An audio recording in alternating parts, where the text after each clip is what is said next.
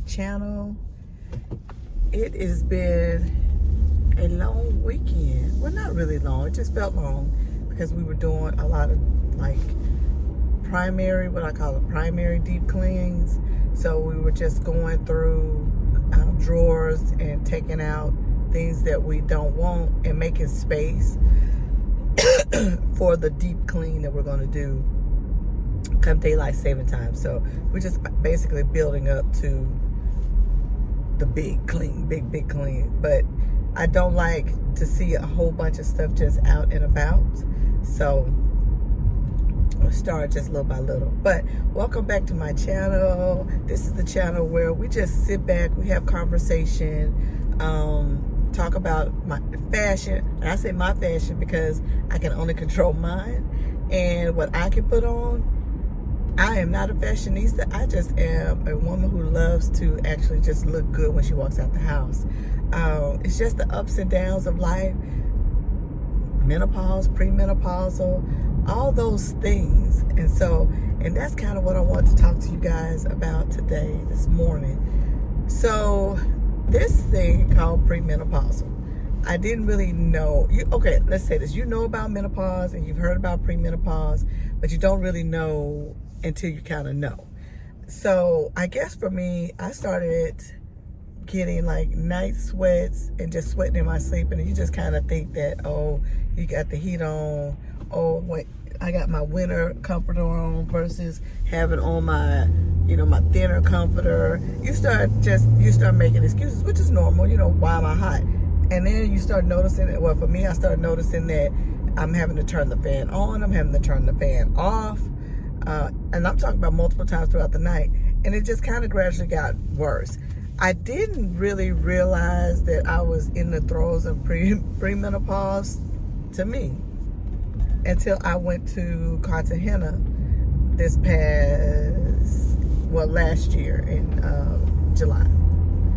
That's when I realized, okay, something's right, because although it was pretty stinking hot there, it still didn't mean that I should break out into a sweat every hour or so, just like on my own. So I vowed to go get a doctor's appointment. And when I say break out into a sweat, I mean, this isn't just like your normal, I'm walking, I'm running, I'm doing exercise and I'm sweating. This is a heat that comes within the core of your existence that radiates to every single solitary surface of your body, and then it just kind of turns on this bright light for like a minute, and you are on fire. And I mean, there's nothing you can do about it.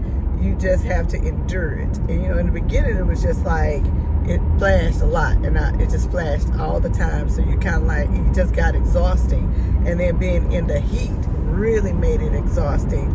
And like, I would walk around, my whole body is just drenched from my neck down to my butt, where it's just, that's where my sweat really would accumulate. Well, it still does with all these flashes. So just trying to give you like a little mental picture. But when I say sweat, I don't mean just your normal average everyday sweat. I'm talking about that sweat that is like someone threw a bucket of water on you, and it's just at the same time they got a heater at you. So y'all forget the sun, but this sun is out here playing no games this morning. I don't know how it's doing it, because on one side of the road it seems like it's like cloudy, but that sun on the other side is beaming, like for real, or else I wouldn't have on like these sunglasses trying to talk to you. But anyway, so I did go to the doctor. I made an appointment to go get my hormone panels checked, because you have to be specific. Just because you go to the doctor, you get your normal blood work, your hormone panel is not included. So I had to tell her my symptoms and all that stuff, and we got in there and we went to work. Well, when my test came back, my results, it showed that my estrogen levels and everything was kind of stable for, they were good, my estrogen. So that told her that I'm not necessarily in premenopause, but it doesn't mean that I'm not having the flickering where it may be about ready to come. But what she did see is that my testosterone levels, yes, ladies, we all have testosterone, We have a little bit of testosterone for hair growth, mood stabilization. You know, that's how we can work out and gain muscle mass. That's your sex drive. No, we do not have testosterone like a man pumping through our body, a lot of it, but we do have a certain amount that we all carry in order to complete certain functions of our body. So trust me, that's where you get your libido. You have some testosterone. Well, she told me that mine was like literally dangerously low. Amongst another thing, she told me that my thyroid levels were low as well. They weren't low as far as, oh Lord, you got hypothyroidism. It was like at the bottom of the barrel, which a lot of this stuff really explain, you know, why I was tired, why I like to take naps all the time. I could have been like this for a very long time. But anyway, but she said that my testosterone levels were pretty doggone low. And me, I don't really want to mess with that. Like, I don't want unnecessary hair growth. I don't want my voice to drop any deeper. I like kind of having a feminine voice. I don't really know the long lasting effects of taking testosterone. I know we have some in our bodies. I just don't know how you play with it enough to figure out what type I need. And if you give me way too much, and here I am with a full grown beard, I don't want to stimulate something to start growing that don't need to be growing. You know, I don't know. So, but she told me I need to think about it and get it going. The kicker is, so I have previously, another thing that I kind of worried about previously growing up, I've had precancerous cells and things of that nature, you know, in different places. And, you know, a lot of times back then they would be like, hey, we're not going to give you any type of hormonal treatments because a lot of hormones feed cancer.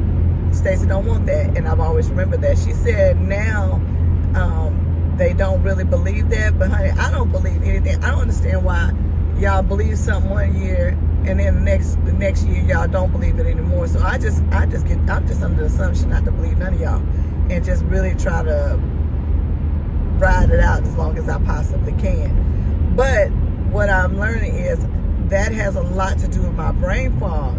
So what you'll notice is that sometimes I have to pause so that I can try to recall. It's like going through a catalog in my brain to figure out the next word or the next statement that I'm going to try to make, because I have severe brain fog from that, and I believe from when I had COVID. I had COVID 3 times, y'all, 3 times. 2 of them were like, the first time I didn't know what it was. That's when everybody had it, and I was fighting for my life. Do you hear me? Fighting for my life. And I believe the only thing that really helped me is when I was watching CNN, and was it CNN? I think it was CNN, and the one guy who had got it, the one who had the brother who was the mayor. But anyway, when he had gotten it, he had done a lot of research and talked to people, and they told him what to do. You know, he needs to check his pulsometer. Don't just lay there like it's the flu. Get up and move around. Try to expand your lungs by doing breathing treatments and stuff. I hit that thing hard. But the one thing that when it was just really bad, because it did feel like something was sitting on your chest, one of my friends was like, hey, let's go play some tennis. I didn't really feel like playing tennis, but I knew I needed to get up and move around. And so I got out and I literally played some tennis. And I think running back and forth, chasing them balls, because I don't play, I expend a lot of energy when I was out there. I think that helped really get my lungs a pumping, and I started to get on the mends after that. I started moving more, doing more. So thank God for her and the tennis and all that stuff. So I got better. But anyway, from that I got brain fog, which that's what I'm thinking it is too. But she said that the low testosterone level also does that. You have memory recall problems and all that kind of stuff. So the thing is she was talking about some pellets. Ladies, if you heard about the pellets, you know, you can drop down, tell me your experience with them. But she was talking about doing some pellets.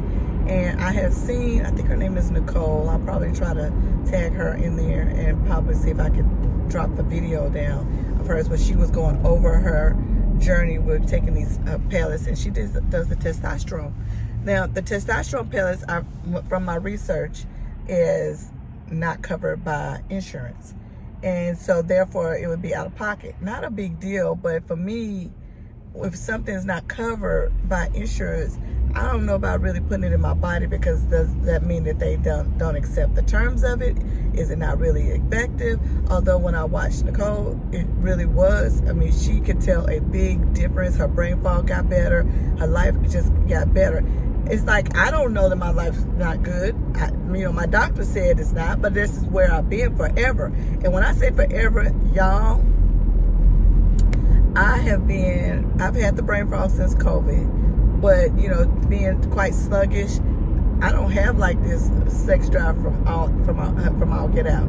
I just don't. And that, she said, is because I don't have the testosterone to push. So you're supposed to have it. So then I'm sitting there like, now she's like, okay, I got a message. Hey, we need to get in to pull your blood work to see where you are, because she put me on these a low dose of thyroid medication. And she said that we need to get you in here so that we can pull your blood work to see where everything is and try to get you started on some medication. So it's the pellets, because I don't really qualify for a patch, because my estrogen levels and stuff are fine. So if my estrogen levels are fine, then I don't need, you know what I'm saying? Conventional insurance won't pay for things. So I'm just like, look, I ain't married. I barely got dates, because people don't know how to date. I mean, I go out, but whatever. You know what I'm saying? But I'm not at a place with anybody that I know. Any guy that I have run into that I need some goddamn pellets. I don't know. Absolutely not. Y'all, you got to work. I mean, it's just, how it is. It's not just wham, bam, thank you, ma'am. It's more so, hey, we need to get to know each other, find out about each other. And I'm not doing, these people around here just be doing too much. And not too much, too many. And you're not getting me, because HIV and all these other things are still for real. Y'all run around here acting like it was eradicated. Baby, it wasn't eradicated. Everybody on pills. And I ain't here for none of that. Them pills don't keep you from having it. So I'm not going to be a part of that population that's around here having to take these pills, because I'm not doing it. So I'm just, I'm taking my time. I talk to different people and everything, but I digress. So I now have to make an appointment, because she said, it's not a matter of the sex drive or anything of that nature, but it is basically about balancing out my hormone levels to normal natural state. So I may have to go ahead and spend that $600. I think it's $600 for the pellets. I think I would have to get them every 3 months or 6 months. I need to do some research on them. And see, but I still don't even want pellets. Pellets, they said, feel like little rice pellets under your skin. I don't like things. You know what I'm saying? I'm not her. I don't really like a lot of things on me, so that's going to be difficult for me to kind of process. But I'm going to go ahead and get my testing done, because I do need to see where I am with my thyroid levels, see if she needs to cut that down at all. But that alone has helped. I can take a nap, but when I say I can take a nap, I can lay down for 15-20 minutes. It used to be, y'all, I count 2 hours, I'm taking a nap. I thoroughly enjoyed my naps. Everybody knows me, know that Stacy would take a nap between 12 and 2. She getting that nap in. Or when I get through with a busy day, I want a nap. Or before I go out, I got to take a nap so that I can make it through. I don't so much have to do that. Yes, I do feel like I may be tired, and I can just sit down and unwind. I have a lot more energy just from that thyroid medicine. And y'all, I'm going to tell you something. It was like a light went on, like, damn, I want to take a nap, how come I can't? So I can only imagine having the testosterone to go with it, and then, being in the gym and working out, because we go to the gym, and how my muscle mass will actually start to pick back up a little bit more, because I need that in order to build muscle. So we shall see. I'm going to call and make that appointment today to try to get that done. Yeah, that's all I really wanted to come out here and talk to you about, is how last night I woke up in the middle of the freaking night with like I call them night terrors, even though they're not terrors. It's the sweat where you got to wake up and you got to deal with absolutely wet sheets, and you got to deal with I sleep in tank tops because I like tight fitted things that don't move around on you. So my tank top soaking wet. So guess what I had to do? I had to take that off in the middle of the night. So therefore here I am, as naked as a jaybird, asleep with wet sheets. And so at this point, I don't have anybody sleeping with me, so I could just move over to the other side of the bed where it's dry. Should not have to do so. But I am, I thought I had bought some bamboo sheets off of Amazon, and obviously I just don't. And so they say that the bamboo sheets are self-wicking, and so therefore I'm going to go ahead and look into them and see if I can buy some and try those out, because I really need something to keep me kind of dry. And I'm going to get, if nothing else, my mattress pad. I think they have a bamboo one there as well. So it has more of a cooling sensation if it gets wet. And then of course, you know, you can take that off and go and wash it, because you know, I mean, it's real sweat, people. So, but anyway, enjoy your day. I will come back and we will have more conversation. This will be our car premenopausal talk. If you like my channel and you want to have more discussions of just about life in general, please like and subscribe to my channel, and tell a friend to also like and subscribe. And until the next time, I will talk to you guys later. Bye-bye.